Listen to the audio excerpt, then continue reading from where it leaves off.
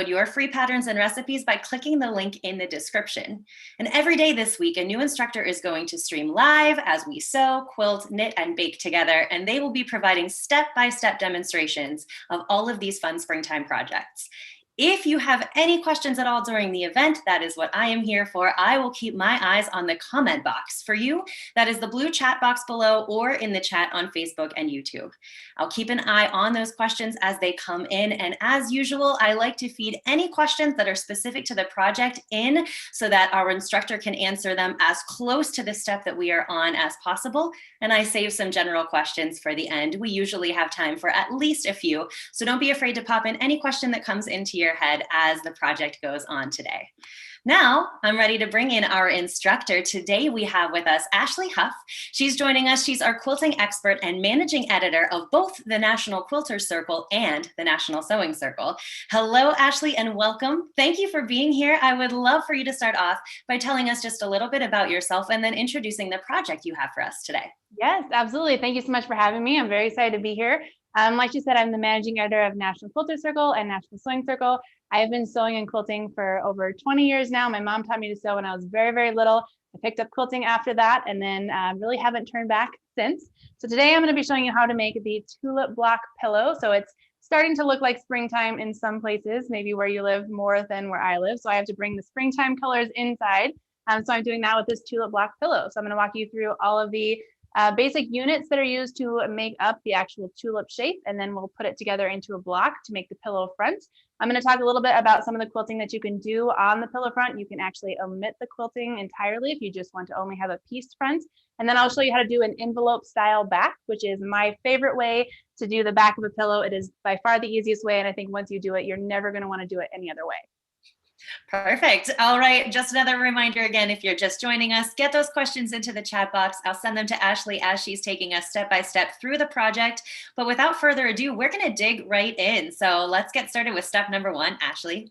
Yes, absolutely. All right. So with this project, you had a pattern that you can download. You're definitely going to want to download that pattern so you can see the complete cut list of everything you're going to need, because that is going to be a lot easier than listening to me tell you all of the different sizes of squares and rectangles that you're going to want to cut. So you're going to want to have all of those cut and ready to go. If you've already cut and have them ready, you can obviously sew along with me, or you can always watch, see how we make the units, and then put this together afterwards. But then we're going to move into the assembly. So this is what the first page of the assembly looks like. And if you are someone who's done some quilting in the past, you're going to recognize the first few things we're going to make pretty easily. And the first is a half square triangle unit. So if you've never made one before, it is very, very simple. It is a square that is made up of two triangles. So half square triangle.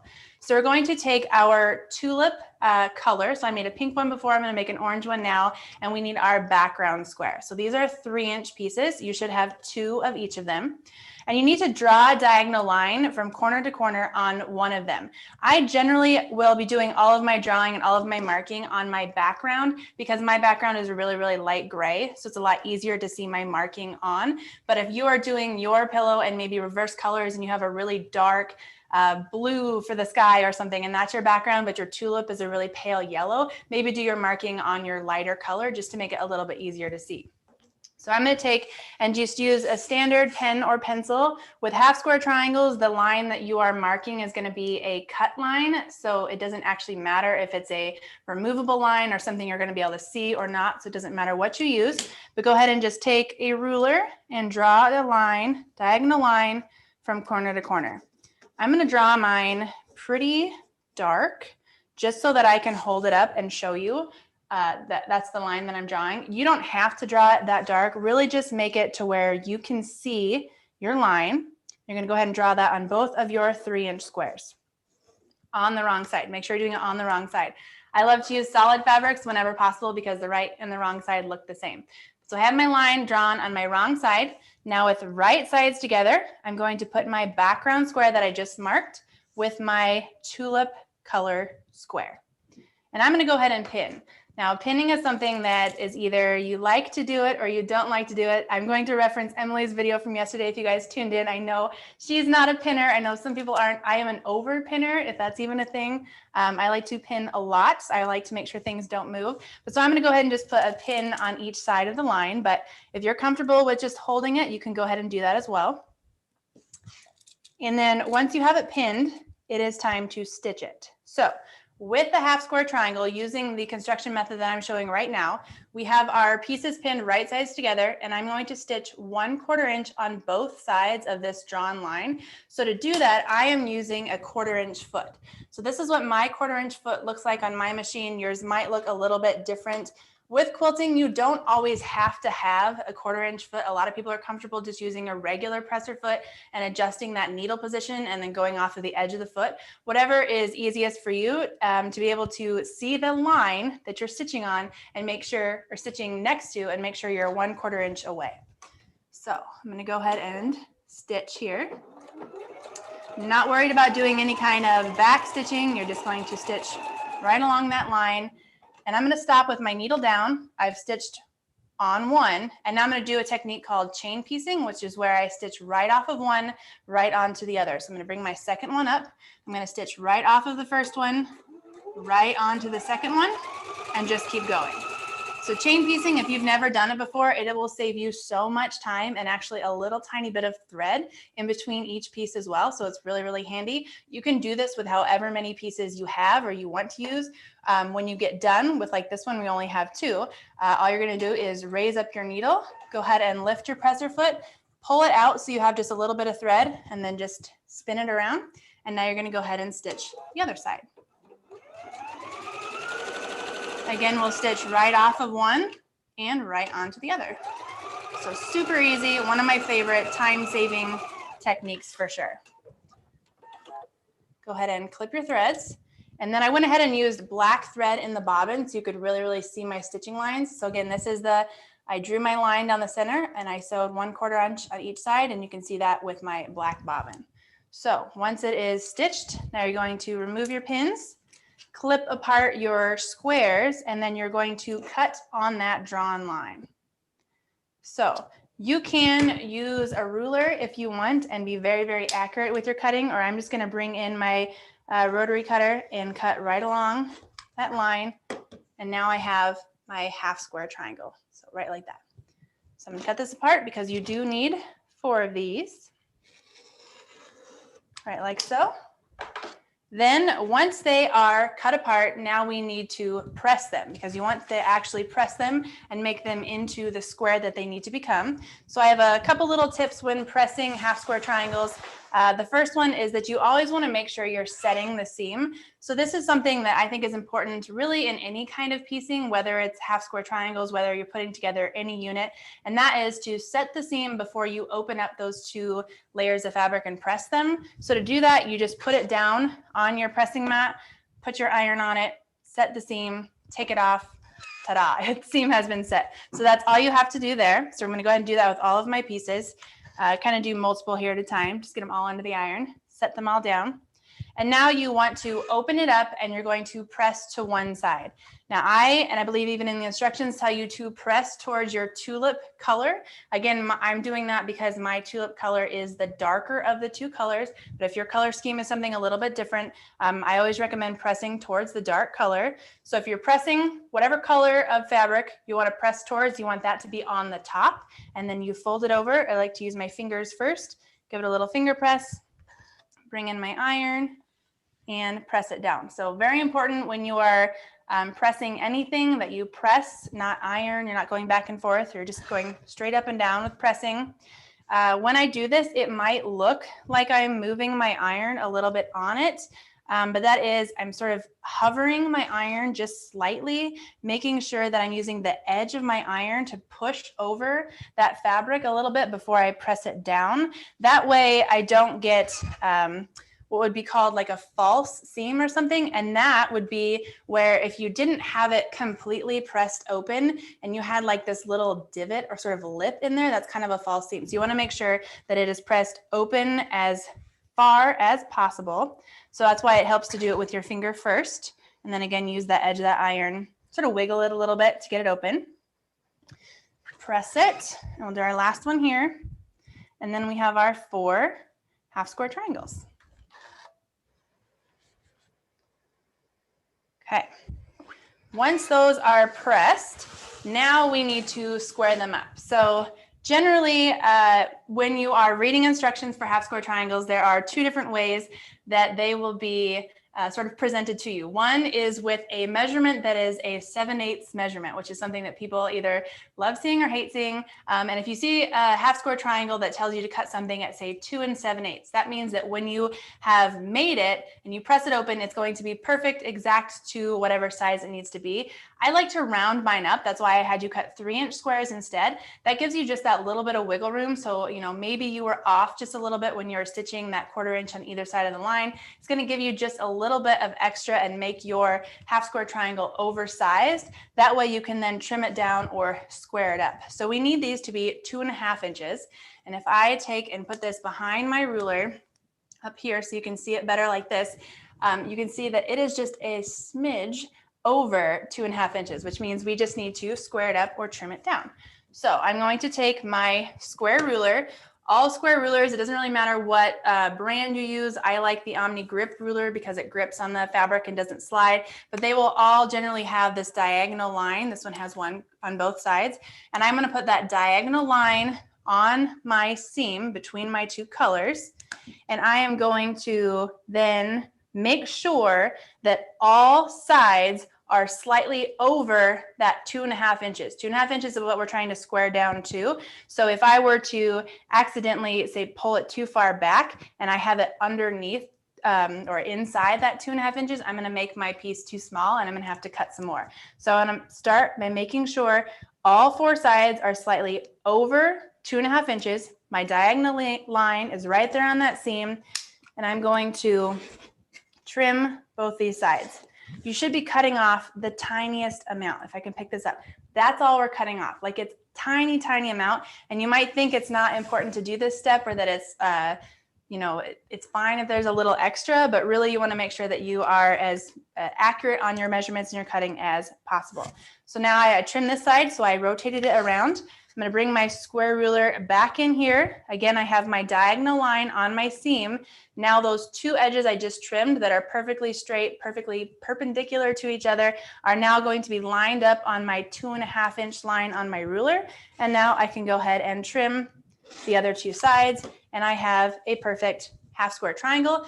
Trimming it, squaring it up, makes it the right measurement, and also gets rid of all those little dog ears, which just makes it easier when we're going to assemble them later. So I'm going to go ahead and trim up my other 3. But of course, if anyone has any questions about half square triangles or anything up to this point, I would love to hear it.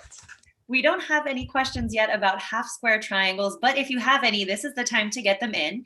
I'm going to give a quick reminder, and then we do have one more general question I'd like to ask for everybody viewing. So first of all, if you are just joining us or you didn't catch the very beginning, you do not have to be sewing along with us. If you prefer to go ahead and download this free pattern, you can get that download now, and you can hang on to it and do all of this work later. This is also rewatchable for you. So if Ashley is covering something that isn't quite clicking right now, you can always come back to it and watch her tutorial over and over until it makes sense for you and you can practice as you go. So don't worry if you're not sewing along with us today. This is always rewatchable for you. I'm going to go right back to one of the questions that came in very early. And this is from Sarah, and this is about what size the pillow is going to be. So we're making this pillow. What size are we making, Ashley? Yes, so this quilt block finishes at 16.5 inches. So once you actually sew it into the pillow, it's going to be a 16-inch finished pillow, which is perfect for a 16-inch pillow form if you want to buy one already made. That way you don't have to, stuff or make your own pillow. So I like to make pillows that finish at either 10, 12, 14, 16, one of those pre-made pillow form purchasing options. It's just a little bit easier to do. Perfect. And then Marilyn is just thinking this is a wonderful idea. So we're looking forward to seeing the rest of the steps. Perfect. All right, so we had our half square triangles. This was step number 1. That's what we just did. Now we're going to move on to something that, again, if you have done any kind of quilting, is going to be a very recognizable unit, something that you have probably made several of, and that is a flying geese unit. So for this one, you have a rectangle that is going to be your tulip color, and you have 2 squares that are your background color. Again, we're going to do some marking. And that is on our background squares. And we're going to draw that diagonal line from corner to corner. This one, since I did my first one really, really dark, so I could show you, where the line is supposed to be going. It didn't matter because that was going to be a cut line. I was cutting on it. I wasn't going to see it.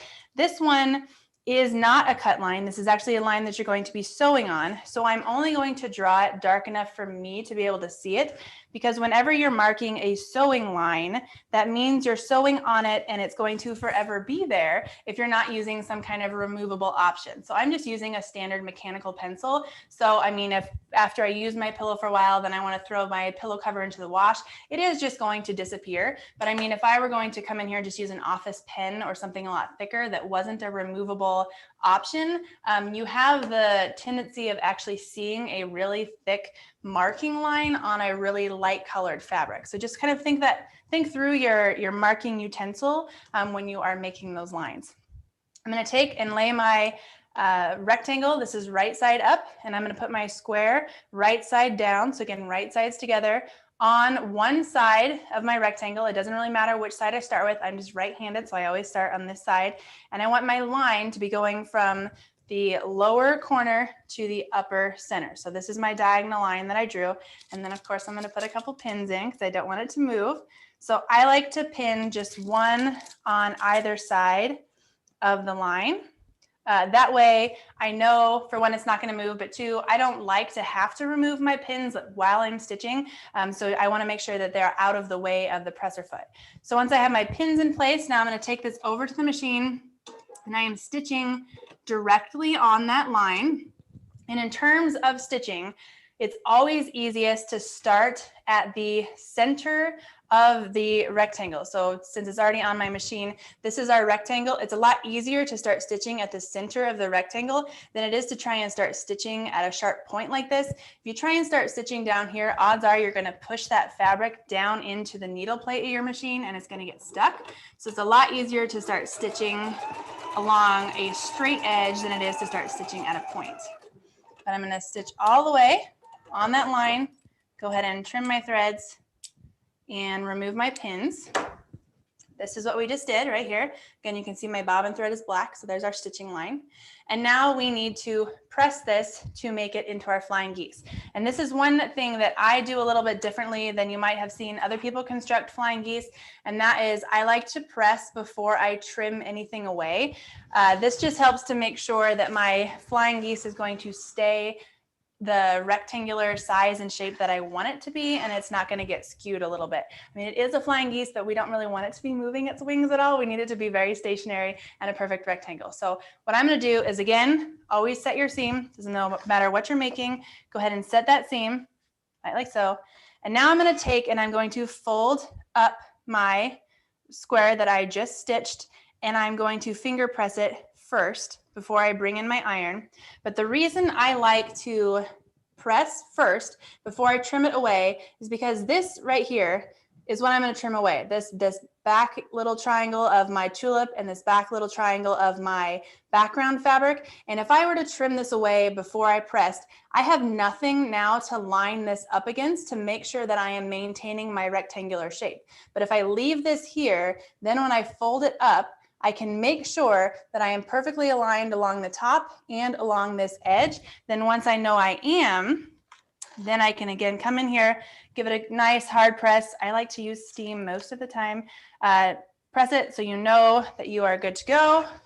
Once it is pressed like this, now I can lay it down, lift up the triangle that I want to keep, and go ahead and trim off this excess here. So just keeping that for that extra little step. I mean, it doesn't really make it any longer or harder. You're not really saving time or adding time. You have to trim it away eventually, but just having it there so you can line it up. Now we know that we are maintaining our rectangle. Once we have one side stitched on, now I'm going to bring my other square. Again, right sides together. It is going to go on the opposite side of my rectangle. My diagonal line that I drew needs to go from the lower corner up to the center. Go ahead and pin it. And then we'll stitch on this line as well. All right, same thing as with the other side. It's always easiest to start stitching right up here at the center of the rectangle. Even though there's now essentially 4 layers of fabric that you're stitching through, it's still easier to start there than trying to start stitching right at that point. So I'm going to stitch on this line, trim my threads, remove my pins. Right, like so, and then same thing, set my seam, go ahead and fold it up and press before I trim anything away, and then trim away that excess. Now, Ashley, Kaylee has a question about what you just got rid of when you trimmed. Yeah. Do you ever keep the little ends to make another square? So I keep them, but not for the reason that you're probably thinking. I know that a lot of people do make things from the extra pieces. So what I trimmed away, which I'm gonna trim away some more in a minute too, are just these little ones here. So I could sew them together and make a pretty tiny square. I always have good intentions of doing that, and I do tend to save these, and then I put them all in a little bin, and then they become amazing little toys for my 1- and 4-year-old. So that's what they turn into. So they do have a purpose, just they don't actually turn into any other actual quilt project. But if I was making a much larger flying geese, I probably would save them, but little pieces like this, they'll just go into that little play pile. Okay, so we did our flying geese. That was the other main piece or main component of the tulip portion of this block. And now we need to make some of the little leaves. So I'm going to bring up our tulip here again, so you can see this one here. So we've kind of made everything that makes up this center portion. I know it was really just very basic, simple units, but this, if you recognize right here at the top, this is the flying geese that we just made. Right here, here, here, and here are the 4 half square triangles that we made at the beginning. And then this is just a plain solid rectangle in the middle. So we essentially have our tulip body already, the components of it already made and done very, very simply. So now we need to focus on our leaf sections because I think that every tulip needs a really pretty stem and of course some leaves. So again, this is going to be made from something that is sort of the start of a very recognizable unit. So it's similar to making a square in a square unit, but we're going to kind of stop halfway. So we're only adding squares to 2 sides of our leaf square. So again, these, if you reference your cutting instructions, you're going to see that you're going to need 2 different sizes of your leaves. So we have a big leaf for the bottom, a smaller leaf for the top. And for each of those different sizes, you'll have 4 of your background squares. And this is going to be what is going to get added to those corners. So very similar in terms of what we just did with half square triangles and we just did with flying geese is we need to do some marking again. Again, those diagonal lines on the wrong side of the fabric. And you're going to want to do that on all of your background fabric squares. So there should be 8 of them.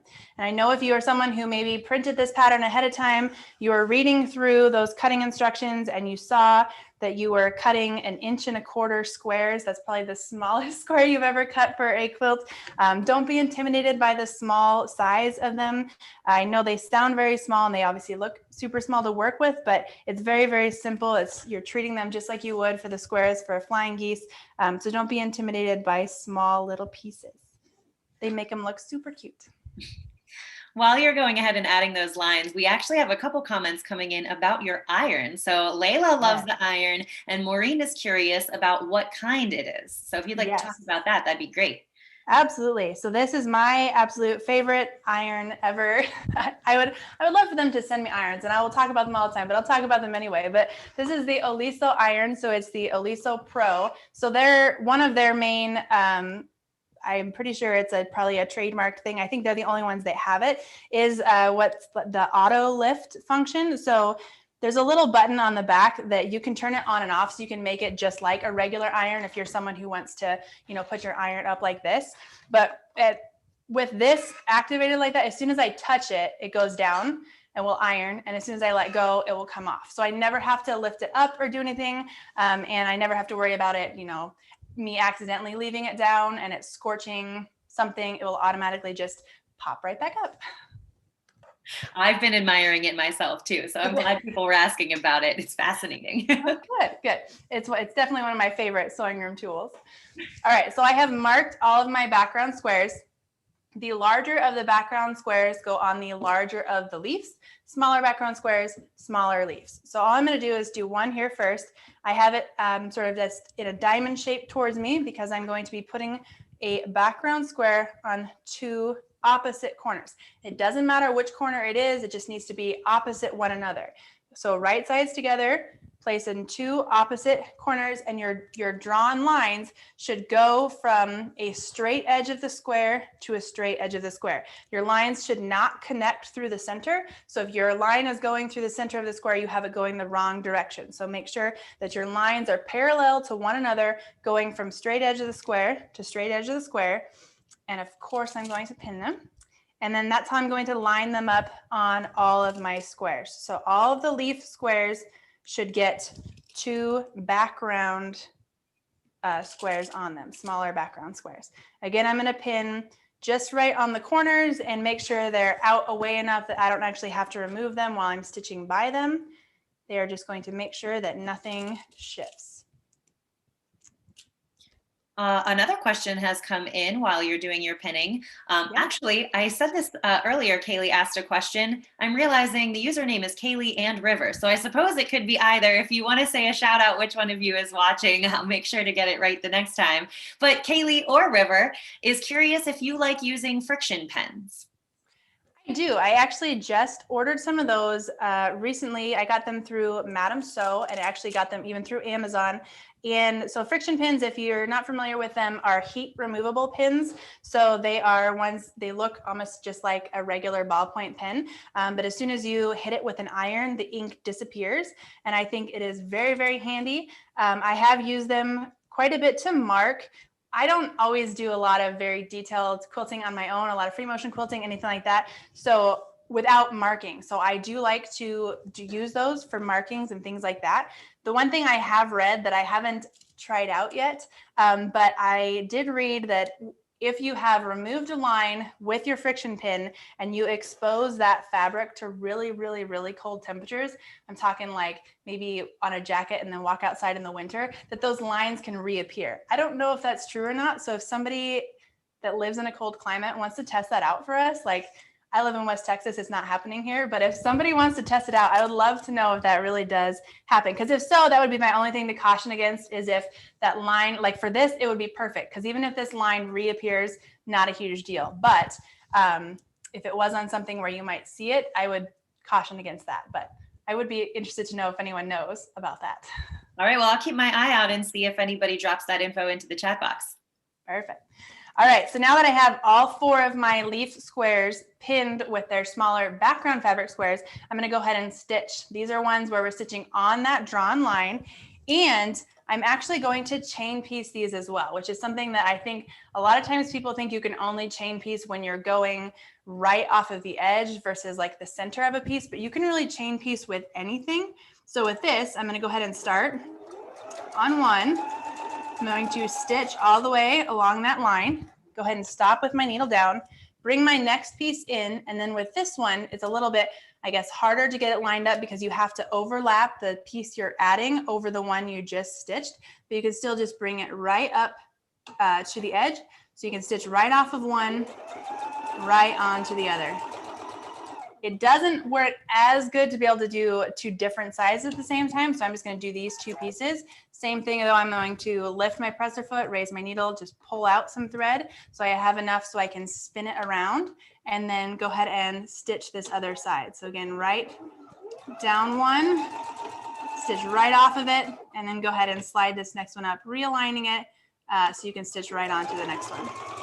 So again, if you've never tried out chain piecing before, I think you're really going to love it once you do it. And so imagine if you had a really long line of these that you were piecing, it's just going to keep everything nice and straight and together. You're not going to say, you know, stitch one, set it to the side, maybe lose it if you have a bunch of them. So it kind of helps keep everything together as well. So I'm going to do the same thing with my smaller pieces. Again, I'll stitch right off of one, go ahead and bring up my other one. And stitch this guy too. Spin around.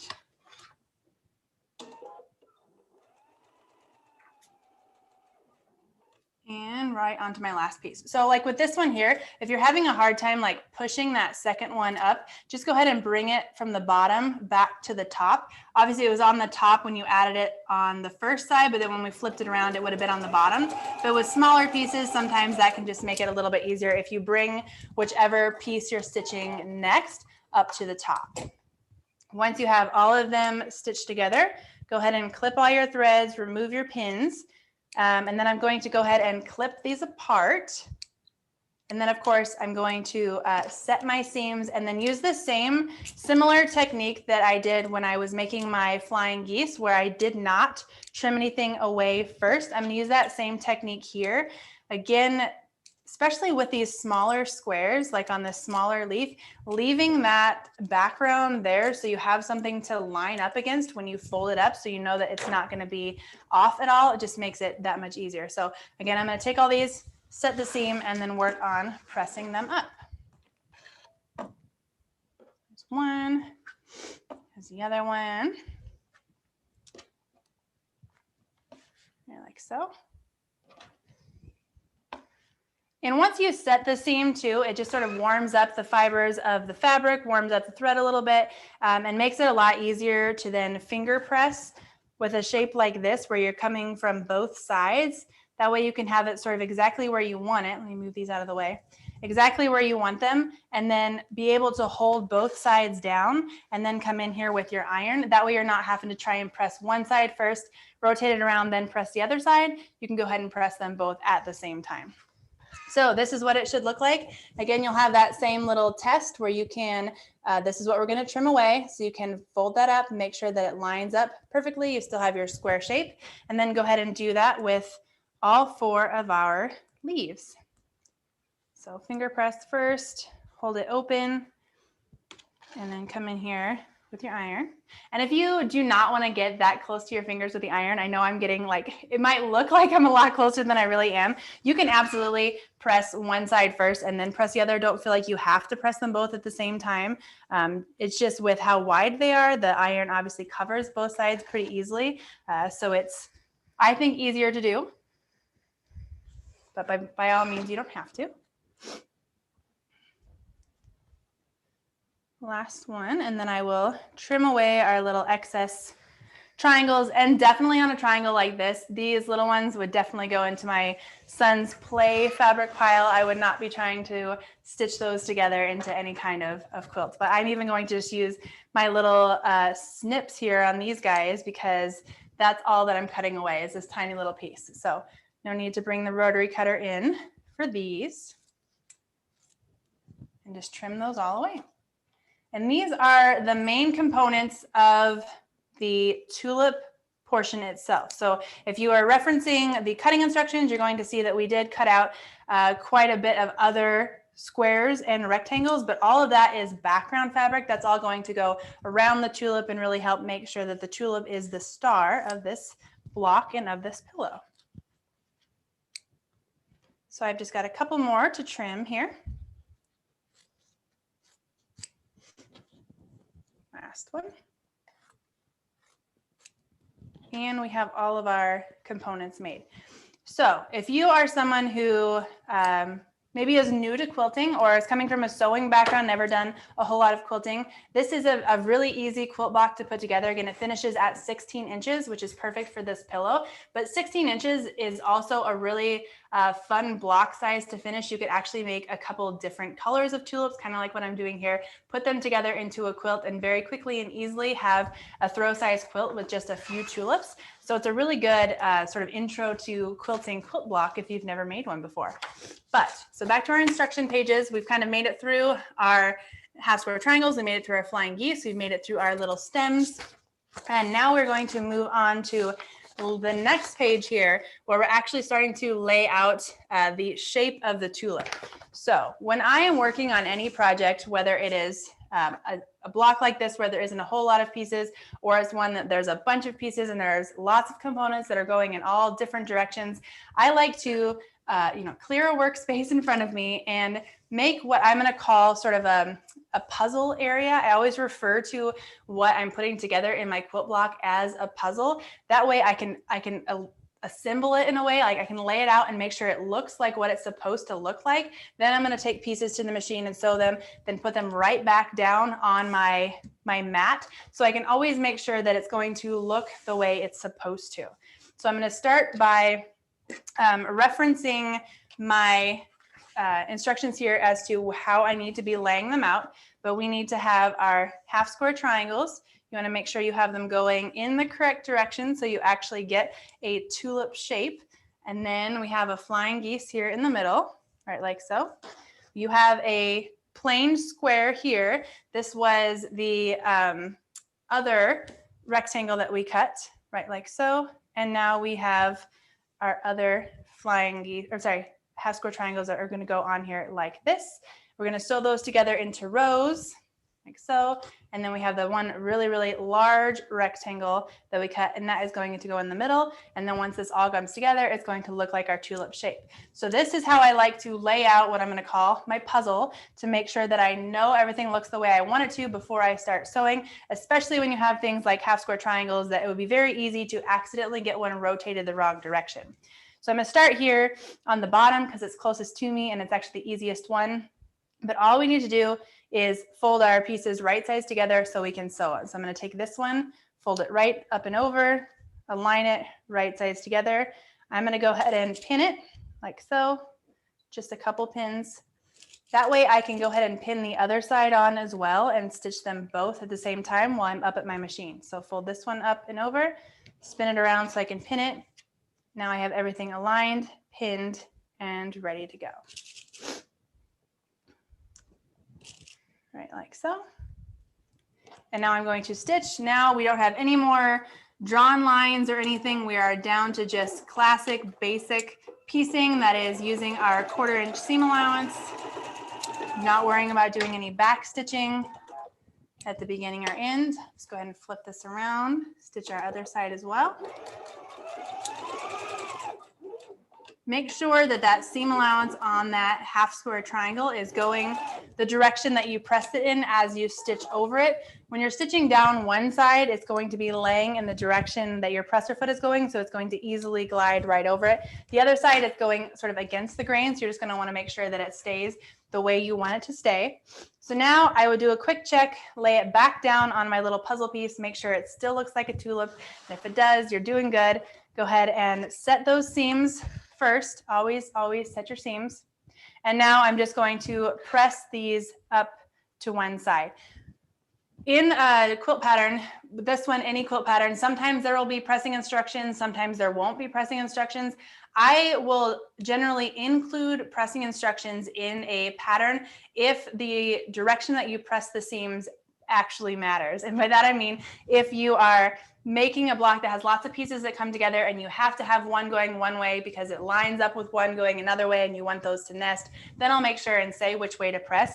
But in terms of this one here, this piece is going to go onto this one, which has no seam allowances. So it doesn't matter which direction you press these seam allowances, it would be just fine. So in general, it is always easiest to press towards the side that has the least amount of seam allowances. So in this case, I have a half square triangle, which has one seam allowance, and I have a rectangle that has none. So I'm going to press towards the rectangle. So that's the direction I press those seams, sort of personal preference on that one.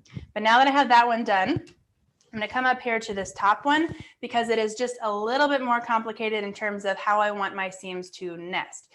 So we have a flying geese here, and we have a half square triangle. I want to put them right sides together like so.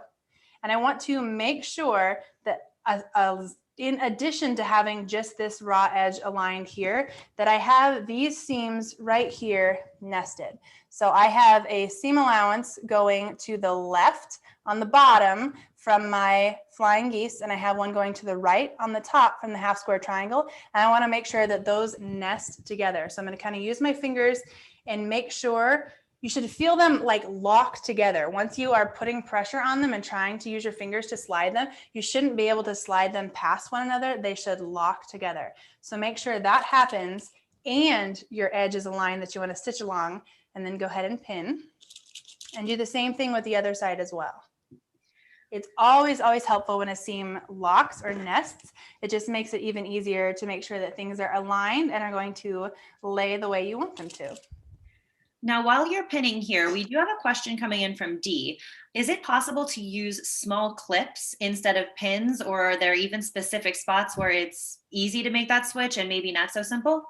Yeah, I mean, you can definitely use those little binder clips or little wonder clips if you want to use those as well. The only thing with them is they are, I think the smallest clip that I've ever seen is probably still 3/8 of an inch in diameter, or across, I guess would be the measurement. And so if you imagine trying to put even one or two, like one clip up here to hold your nested seams, you wouldn't even really have room for a second clip down here. So I tend to use clips on either much bigger projects or holding binding in place, much longer projects.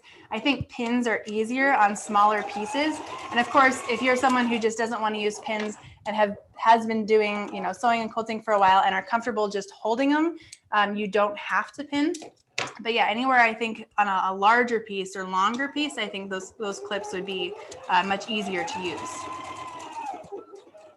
Okay, so once this has been sewn, same thing, I'm going to set my seams and I'm going to press. With this one, I don't really have the luxury of having a solid rectangle in the middle. This one, it's sort of one seam allowance on one side, one seam allowance on the other, so it doesn't really matter which way you go with this seam either in terms of pressing. So really go with whichever way is easiest. And sometimes I find that's just easiest to press away from the largest piece. And by that, I mean I have my largest piece on the bottom, and it's a lot easier to just sort of fold this up and press. With my seam allowance going this way than it would be to try and tuck that seam allowance under. So I'm always about trying to press whichever direction it's just easier to do that, either because there's less seam allowances, or sometimes even if you have multiple seam allowances on both sides, the fabric will really just tell you which way it wants to go. It will just be much easier to fold it to one side, and that's, don't fight it. Just go to that side. All right. So I've got my last little piece here. I'm going to put that back into my puzzle, bring that down. And you can see that my tulip shape is coming together exactly how it should. So now I'm going to do the same thing where I just flip it up to align my pieces right sides together. This one is going to go here. I'm going to go ahead and pin it on. This one's going to go right here. I'm going to go ahead and pin this on. And that way I can stitch them both at the same time. So you know me, I'm going to put in probably 3 to 4 pins along each side so I can make sure that it stays put. Well, if you are keeping track about Team Pin and Team No Pin from yesterday and today, you did just win a convert. Dee says she's going to go back to using pins. So, all right, it's perfect. All right, we're going to start a tally. One for one, go back and forth. I think so. I have to say, I mean, like I said, I've been sewing and quilting for quite a long time, and there are times if where I won't always pin. So if I'm being honest, sometimes making half square triangles like we did at the very beginning, if I have a quilt that has, 50 of them or 100 of them, and I just look at this stack that I have to get through and think about how much time I would save if I didn't pin them, knowing that I, made them oversized and I'm going to trim them down, I might scrimp there a little bit, but not very often do I do that. Oh, Rebecca's got a good question. This is a pretty common one, I think. So probably a lot of other people have this question as well. Do you wash your fabric before you're making this pillow? I did not. And I know that the pre-wash or not pre-wash quilting fabric is sort of a hotly debated topic amongst quilters all the time. And I didn't, because I know that this is very high quality quilt shop cotton fabric. It's not crazy dark red or dark purple or something that I'm really, really worried about those colors bleeding at all. If I was worried about that, I might pre-wash, or just because I really want to, as soon as I buy the fabric, I really want to just get to the project and make it. If I'm worried about a fabric, if I look at it, I've never bought maybe that brand before or from that quilt shop or something, and it's a dark color, I will snip just a tiny little bit of it, a little square or something, put it in a bowl of warmed hot water, or however I think I'd be washing whatever that finished project is. And I'm going to let it sit in there for a little bit, maybe even, rub it between my fingers and see if the water changes colors at all. And if it does, even in the slightest amount, then I'll probably wash that fabric. But for something like this, I did not. Also, this is a pillow that my son's probably going to lay on, my dog might slobber on. It's going to get washed enough times that I didn't feel the need to pre-wash it too.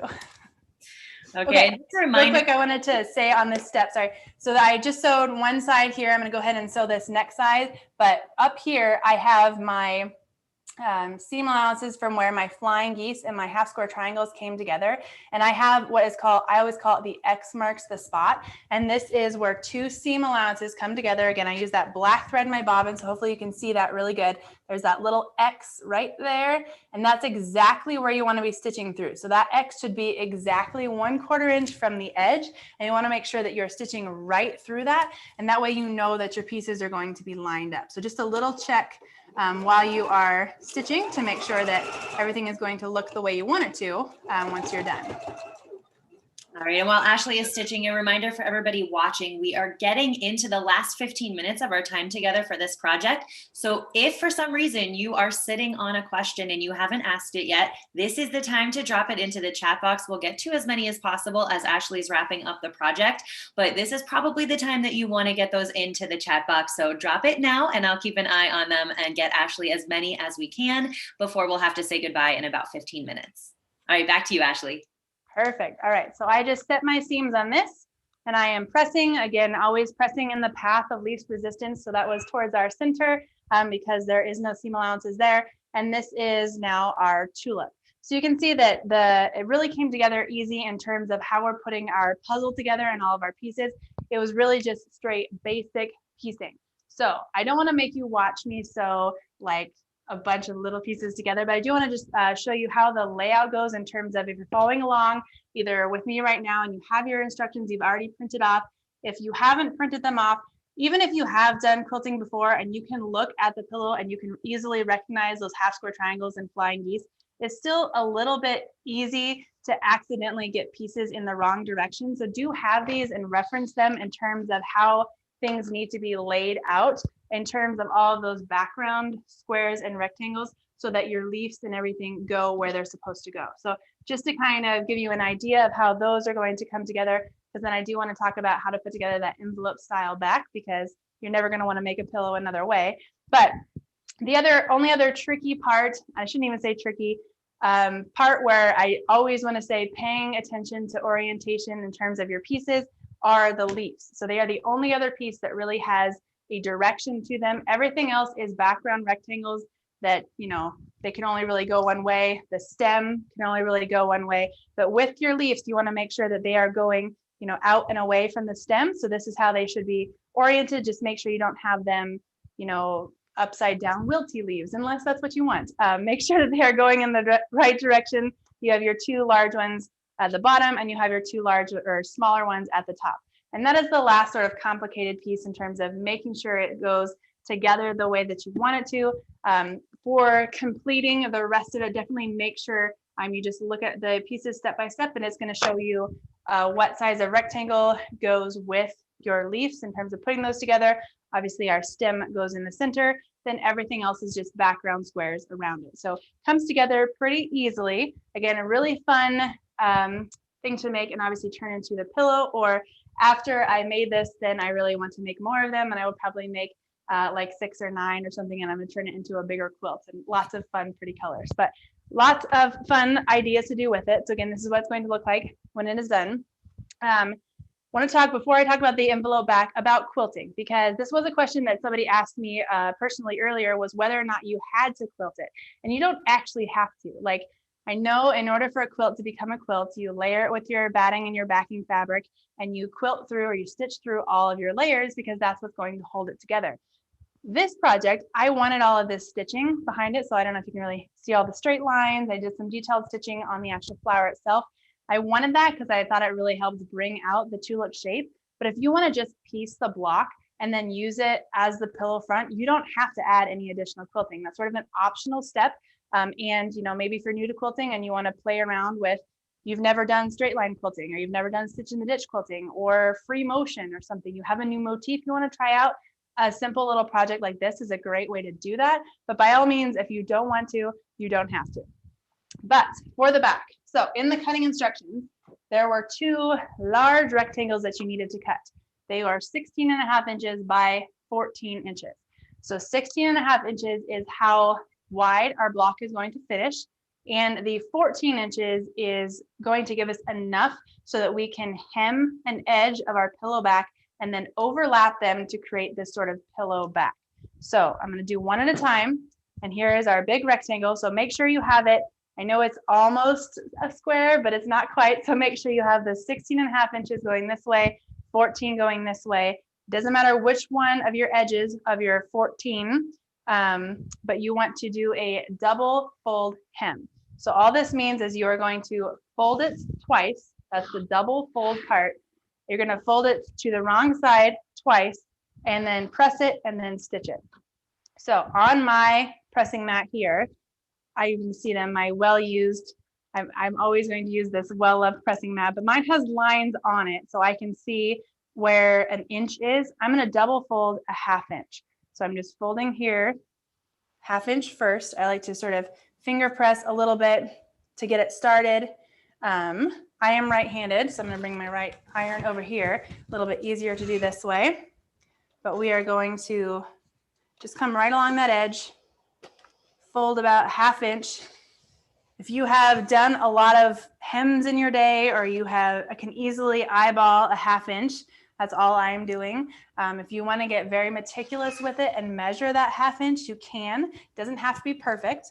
But once you've folded it once and pressed it, go ahead and fold it a second time. Again, folding towards the wrong side and press right along here. Again, I'm using steam because I want it to press really nicely.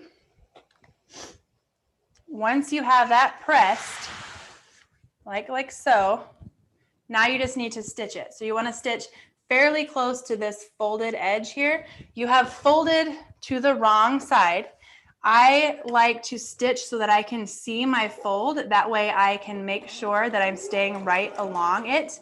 However, if you are someone who doesn't match their needle thread and bobbin thread, which I will generally do with a project, I didn't for this project because I wanted you to be able to see my stitching line, but I will show you why when I'm done stitching here. If you did that, you might sometimes be disappointed with your thread that you can see. But so I had picked a white thread to go with my really light gray that's in my needle. But when I'm stitching this double fold hem down, it's my bobbin color that is on the right side. So I had that black thread in my bobbin so you could see my stitching line. So this is what you're going to see on the right side of your pillow. So if you are someone who does not match their needle and bobbin thread, make sure you either flip it over before you stitch it so that you are seeing the color that you want on that side, or just remember to change out your bobbin before you do that stitching, just so you aren't getting an unexpected surprise of dark black thread on your lovely tulip pillow and you didn't want it there. So I'm just prepping my other piece the exact same way. Again, that double fold hem, I'm gonna fold it a 1/2 inch to the wrong side, press it, 1/2 inch to the wrong side, press it. And again, I know it looks like I'm ironing. I am pressing, I am moving it. And when I move it, I'm lifting up ever so slightly on the iron so that I'm not dragging it along that fabric and distorting it. I'm gonna go ahead and press that one. And then I would stitch it the exact same way. And then this becomes our pillow back. So in order to create the actual back of the pillow, all we need to do now is take and make sure that our folded hemmed edges are in the middle, right, like so.